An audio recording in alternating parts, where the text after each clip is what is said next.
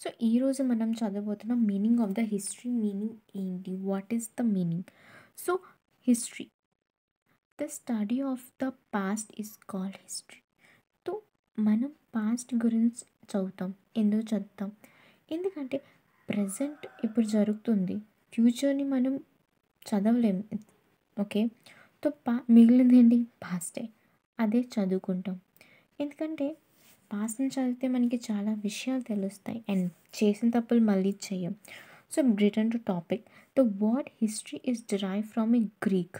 Okay, ఒక history word derive అంటే అంటే తీసుకొని వచ్చారు.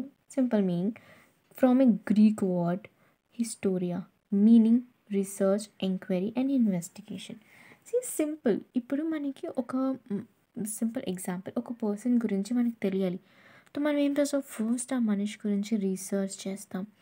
ఓకే, ఇక్కడ అక్కడ లైక్ చుట్టుపక్కల మొత్తం రీసెర్చ్ చేస్తాం, ఏమైనా తెలుస్తుందా అనేసి. బట్ తెలియలేదు, ఇంకా తెలుసుకోవాలండి.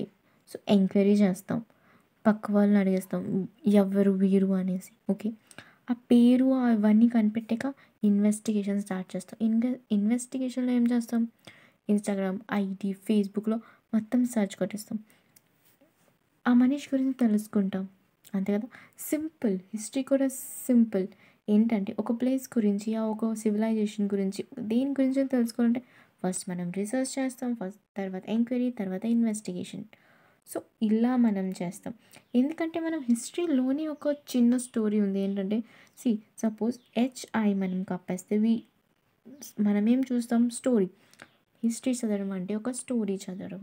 ఓకే, ఒక మనిషి గురించైనా వాళ్ళ అచీవ్మెంట్, ఫెయిల్యూర్స్ అన్నీ. ఎందుకంటే లైఫ్ ఒక కంప్లీట్ సర్కిల్, అన్నీ దాంట్లో ఉంటాయి, ups and down and everything. The father of the history is called Herodotus.